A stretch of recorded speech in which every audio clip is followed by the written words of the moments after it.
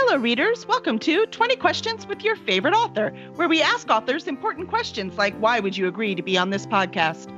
I'm Kelly Lynn Colby, Editorial Director at Curse Dragon Ship Publishing. Our guest this week is Gama Ray Martinez, fantasy writer and medieval weapons collector. Gama lives near Salt Lake City, Utah with his wife and kids. He moved there solely because he likes mountains. He collects weapons in case he ever needs to supply a medieval battalion. He secretly hopes to one day slay a dragon in single combat, and he doesn't believe in letting pesky little things like reality stand in the way of dreams. Not your favorite now, he will be after. Welcome, Gama. How are you doing this evening? I am doing okay. How are you? Excellent. Only okay? Are you kidding? Is it because you've been running around doing all press for this new release? Is that why? Well, that and, there was that appendicitis scare. Oh, yes, the horrible appendicitis scare. It was all over Facebook today. We were so worried for you. This is funny because people like, writers, we make stuff up for a living. So, we can't be an open book because we hide all these things behind mystery and story. And oh, no, Gama was all out there today. So Gama, what happened? What happened with your appendix today? So I started feeling this pain in my abdomen. I was like, oh no, okay, it's probably like a pull muscle, but wait, it's getting worse. What if it's like appendicitis or something? So I looked up the symptoms and I was like, okay, do I have a fever? Well, I'm not sure. I mean, it could be that both my hand and my head is hot, so I can't feel the difference. That's true. Am I nauseous? I think so because, you can't, make yourself nauseous, obviously. Just stress alone, huh? Now I'm sweating. That obviously means I have a fever, not that I'm scaring myself. And, I don't have an appetite in this lunchtime. That has nothing to do with the fact that I've been snacking all morning. Oh, no, I probably have appendicitis. I need to go to the ER. Then I was like, wait a minute. The pain in my abdomen, that's on my left side. The appendix is on the right. So, like, okay, I could rule out appendicitis, but I still might be dying.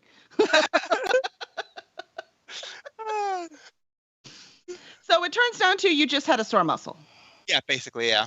Uh-huh. Yeah. And I basically lean to the left and lean on my left armrest whenever I sit, so that's probably what caused it. Likely cause. See, that's the thing about writers that we forget to tell you. Our imagination, there's some really cool things that happen, like awesome books, and there's really some horrible things that happen, like us thinking we're dying. Or when our kids are 5 minutes late from getting off the bus, we assume they're dead on the side of the road. I mean, they have to be. It's the only logical explanation. So, no, that's awesome. Well, I am very glad that your appendix is healthy, at least for the moment. So I'm very glad for that. It was really fun watching it on Facebook today, though. Who needs reality TV? I have author friends. It's way better. I was actually thinking, oh no, am I going to have to message Kelly that I can't make it? I can't come. I'm in the ER. I'm like, bring your phone. It'll be fine. So, I mean, I have to say, I'm totally with you on reality is overrated. So I like that that's in your bio. So speaking of a far-fetched dream, why did you decide to be a writer? It was just something I always wanted to do from, the time I was pretty much as long as I can remember. Like, in fact, I remember getting in trouble in elementary school because when I was supposed to write a descriptive essay, I wrote a story about the picture. I think that counts as a descriptive essay. Why would you make trouble? That's very descriptive. So it's something I've always wanted to do, but it was just a matter of, having the mental fortitude to sit down and write something that long. Mm-hmm. Right? We need the time. Those pesky bills always need to be paid. So how long did it take you to finish your first book? It depends on what you mean. The first one that I attempted as a book that is terrible and will never see the light of day took about a year. Okay, all right. That's pretty fast for your first never-to-be-seen book. Oh, that's pretty good. Mm-hmm. Nice. So it's not so bad. What's the one thing you do differently now than when you first started that's made the difference in your end product? Outlining. At first, I was It's not the an most common outliner. answer we're getting. Okay, cool. It really is. Like it's surprising me. Okay, go ahead. Yep. I was not an outliner then. I went to a presentation given by Lou Anders, who at the time was the head editor of Fire, and he talked about his outlining method. And I was like, oh, you know what? I should use this method and submit to Pyre. And I did that, and it didn't get accepted, but that was my first personal rejection. So Hey, personal counts, man. Yeah. yeah. So then I started using that method. So that's really what made the difference. That's awesome. I like that. Let's see. I just arrived in Neverland in your newest release. So look at that beautiful cover. I love it. It's so cool. Can they see it? I'm sure it's on the screen too because it keeps flashing. But the real book is different. So I just arrived in Neverland, and I took it with me to a craft market on Sunday because we were selling books. It's like we don't have anything, we're gonna go out Sunday and just try to sell some books. Why not? So I swear though, because I took it with me, that I talked about yours as much as the books I was supposed to be selling. So if you had a spike in sales on Sunday, you're right.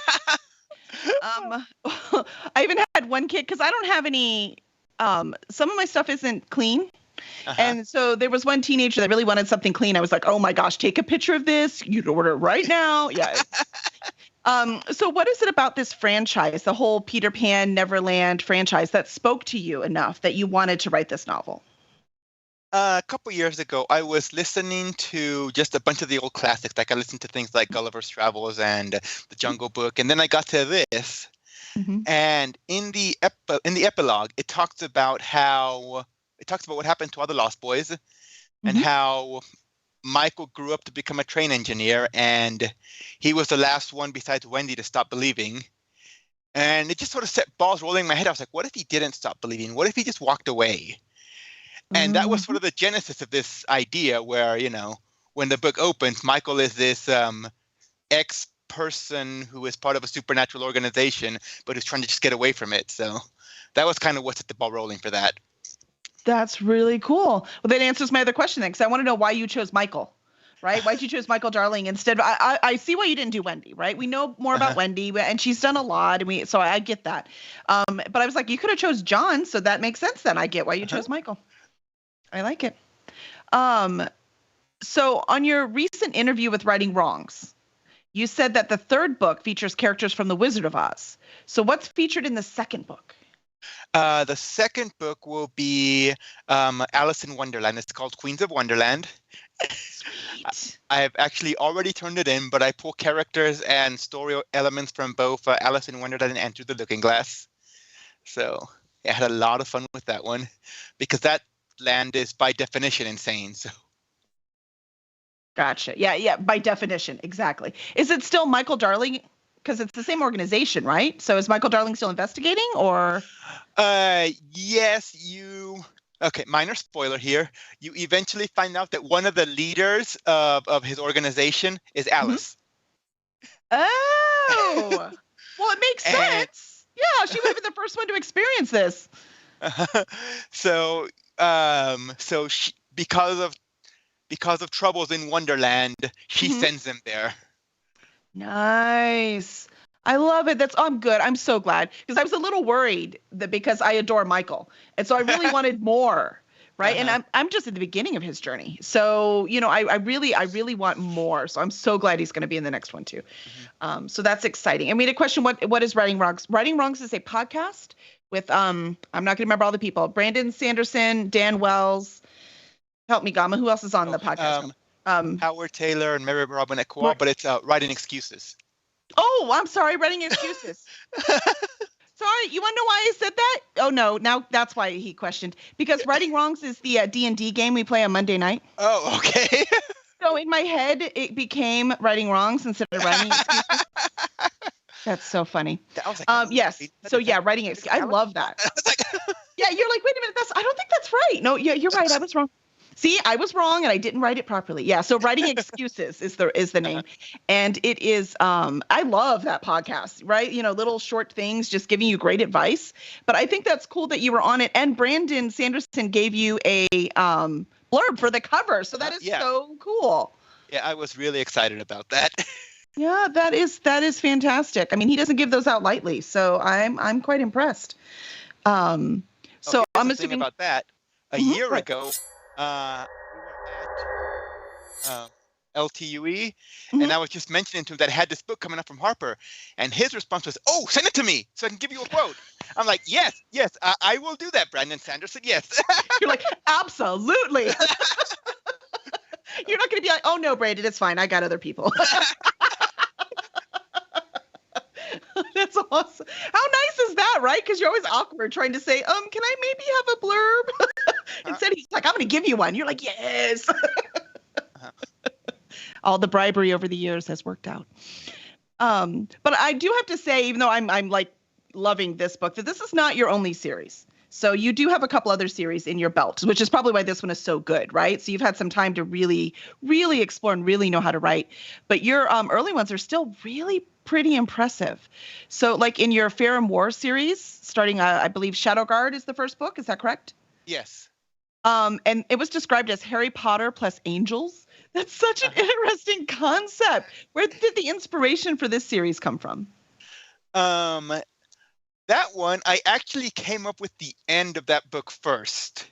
Ooh. Um, but essentially, I had this idea of what if there was someone who had a lot of power Mm-hmm. but couldn't access it under normal circumstances?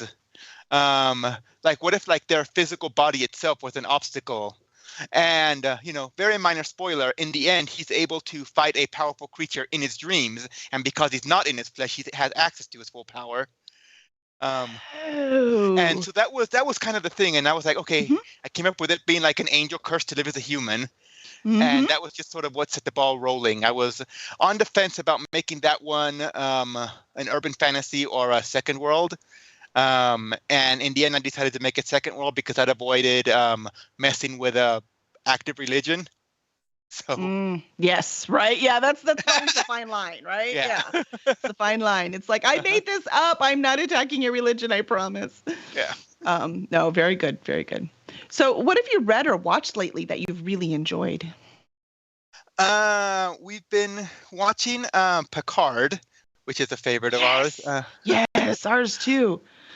And then we recently watched Severance on Apple TV, which is it's a mind trip. It's about this company who figured out how to separate the memories of people when they're at work and when they're not.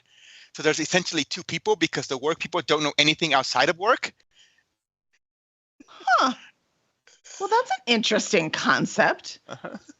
I don't know if I'd want that or not want that. And I'm really looking forward to the third season of Umbrella Academy, which comes out, I think, next month. Does it? Oh, I'm so excited. That one has blown my mind, that Yeah. series. I just literally, even the music they play, like Uh-huh. everything, like it's just really incredible. It's so different. I love it. I love it. Good choices. Good choices. I do say you can tell a lot about a person based on what they're watching, and that just makes me like you more, Gama. Glad to hear. Let's see. If you could turn one story into a movie, which one would it be and why?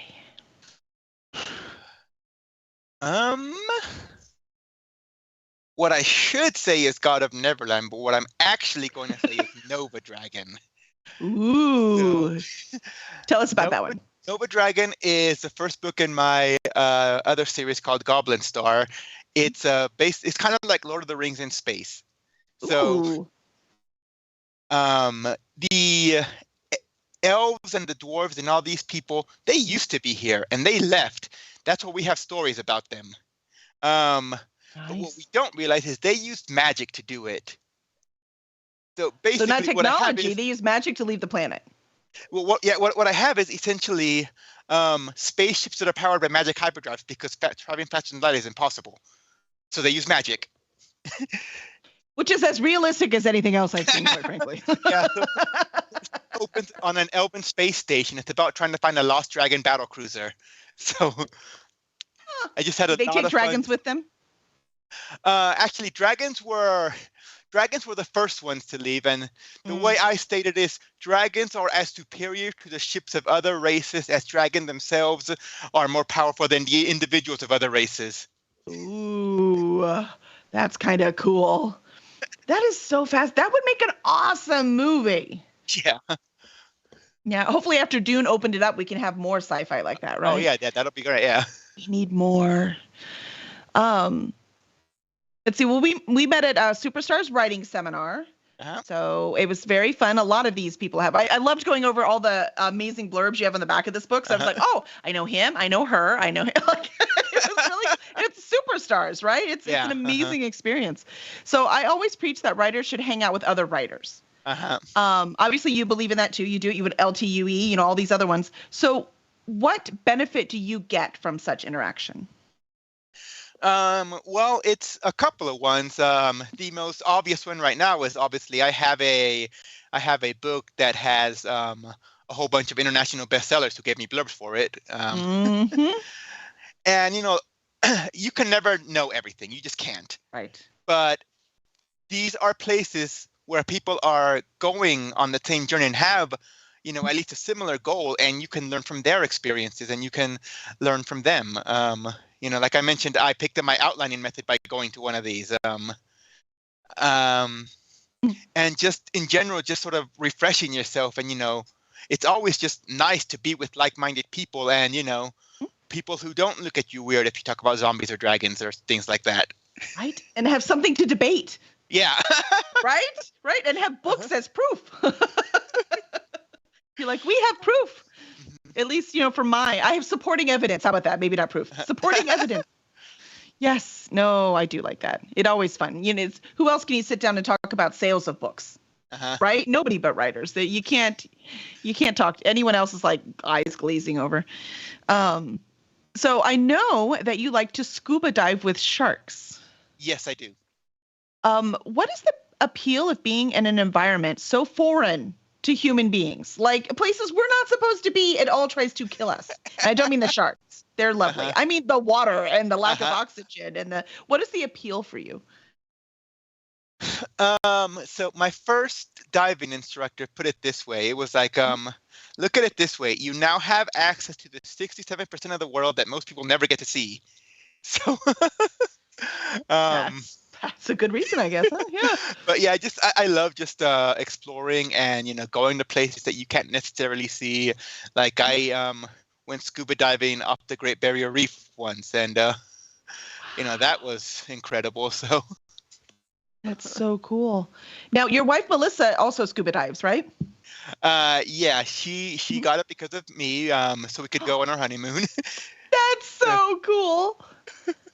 So has there been anywhere really exciting y'all have gone together? Probably Cozumel. Oh, that sounds beautiful. Yeah. Do they have reefs out there, or was it just like deep water diving? Yeah, they have reefs, yeah. Okay. Excellent. That would be fun. I think I could handle the reefs, right? Because you can see the bottom. I don't know that I could handle like deep sea where you can't see and it feels like you're in space. Have you ever done any of that kind of diving? Yes, actually. In Missouri, there is this mine that was active in World War II that's been flooded, and a dive operator bought it and made it into a dive operation. And I went in there and. Like, not only is there those kind of things where you're just floating over what looked, blackness and nothing, there are these like huge equipment that were just left there. So they're just sitting there rusting. And it's a really surreal experience. Holy moly, that's haunting. That's like a horror house for scuba divers. Look at that. Holy moly. Yeah, that's the Bon Terre mine near St. Louis, though, yeah. Huh. So for those of you with a bigger adventure streak than I have, you now have a new bucket list location. Oh my gosh, that sounds fun. I mean, to read about. Oh, you're much more adventuresome than I am. Let's see. According to your bio, let's see that you said that you moved to Utah just because you like mountains. Yeah, basically. So, I mean, I grew up in, you guys are going to like this. I grew up in Houston, and then I went to school in Dallas. Look at that. See, a local boy. I love it.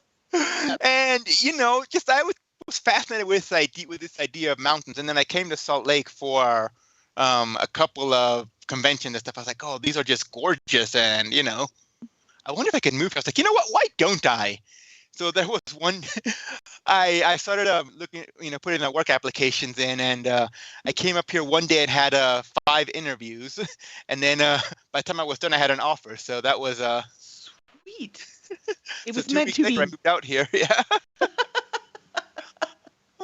That's funny because I'm like most people, and they think, I want to go to the mountains. They go to like, Colorado or, the Appalachians or something. And you were like, Utah. I'm like, Utah? But it makes sense that that's where you were exposed, right? Uh-huh. You went there and you're like, yes, that is what I want. So the mountains were the primary reason, but there is also the huge writer community here. Yes. The funny thing, we lived there years ago. My son was actually born in Provo. Okay. And so what was that? 2000? Yes. And so 2001. And so he was born there in the spring, but we were there for 3 years before that. So late 90s. And I was like, can you imagine? Because I had quit writing. We got out of the Navy and we moved out there. My dad was out there. But if I had actually found my community then, if I had actually found, I was there in Provo, for heaven's sake. Think of all of the people we've already been talking about that I could have met and worked with. Like we were on the BYU campus on a regular basis because we had a D&D group that we played with. So imagine what it would have been like if I had, at that moment, realized that this writing thing I do sometimes on the side could be a thing. When you talk about the writing community, no doubt it's impressive. And I had no idea when I was there. So how did you discover this community? What was your in? It was probably Superstars. I went to the very first one. And but how did you hear about Superstars? Well, from that, I found out about that from Brandon Sanderson's blog. So he was one of the original instructors. Right. So I found out about it from his, and I was like, oh, this would be a cool thing to go to. So I did, and slowly started getting exposed to other writing conventions, and found out that Utah's just like this big hub for it. So yeah, it's pretty darn impressive. I'm always like, darn it. Those things where they say you have regrets in life, and I'm like, I don't really have regrets, except one. And that is, I wish I'd started writing earlier. So I think that's part of the reason I do this kind of thing, right? I want people to know you can do this. You can do this. I give you permission. Go do it. Let's see. Are you working on anything new that you're over the moon excited about? Or is Neverland eating your brain right now? Actually, I just started on something. The idea is a fake chosen one. Like there's this organization that was been manufacturing prophecies and things like that to stay in control. But then this dark army really does come to invade their land. So it's like, okay, now we have to fulfill these prophecies. So they're trying to basically manufacture a chosen one. That's a great idea. They're like, what did we call the chosen one again? Hold on, where's the description? I don't remember. I was drinking that night. Oh my gosh, that's so funny. So now we get to see whether, the person lives up to it or not, huh? Yeah. Oh my gosh, that's a great concept. I would totally read that. Let's see. So I think we're on our lightning round now. You answered all of our awesome questions, Gama. I told you we had very important questions to ask. So what is your favorite flavor of ice cream? Not only a favorite flavor, but a brand. Okay. Living in Utah, I miss Bluebell so much. Right? my husband just almost spit out his beer because he's 100% on your side with that. In fact, I went to Phoenix a while ago, and not to Phoenix, I went to visit James Owen in Arizona. And while I was there, I got some dry ice and, a portable cooler so I could bring some Bluebell home. So, well, if we drive to Superstars next year, which we're talking about, we'll bring you some. Okay. So which one's your favorite? You have to tell us what's your favorite. The vanilla. The homemade vanilla, yeah. There you go. Homemade vanilla eye. Hey, that's 2 weeks in a row, that vanilla. Frank Morin, his favorite was vanilla too. Wasn't Bluebell, but he doesn't know. Can I tell you, my husband, because I'm not from Texas, he is. He was born on the island in Galveston. Okay. So he's from here. I am not. And so he would always tell me all these things are awesome in Texas. Most of it was BS. But he was right about Bluebell.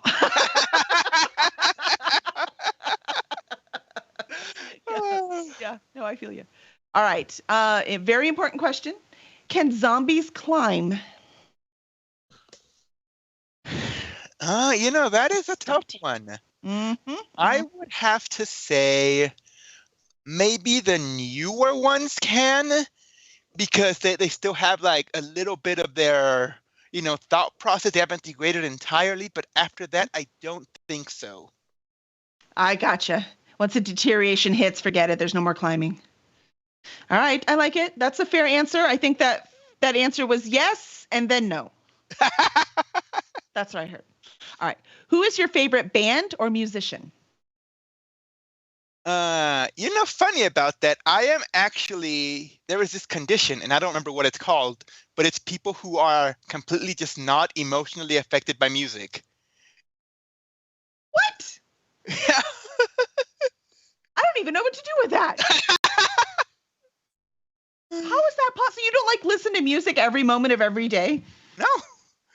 I can't even imagine. So I can't ask you what your playlist is when you're writing, huh? No, I generally have something on the TV. How can you be from Houston, Texas and Dallas, the state that has the most live music played in any state in the country, and not be into music? I just I don't know. You've shocked me, Gama. You've shocked me. That rarely happens. Anhedonia. It's a real condition. It has a name. Say it again. What was it? Yeah. Musical. It's anhedonia. Huh. I guess I have the opposite of that, because I hear like 3 notes of music and I just start crying for no reason. So whatever the opposite of what you have. So maybe I took it all, right? Like somewhere in the universe, things were divided up and I got too much of it. Like I go to see a play and that music starts and I just start crying. Like it's stupid. Oh my gosh, that's so funny. That's really cracking me up, because you would think someone who wouldn't like music would not be creative, and that is not true of you at all. So that is so cool. You're challenging my view of the world, Gama. Don't do it. I don't like it. All right. What part of your daily routine is an absolute must? Taking some quiet time near the end of the day, like after the kids go to bed, and just need some time to just unwind and just not think of anything. Listen to music.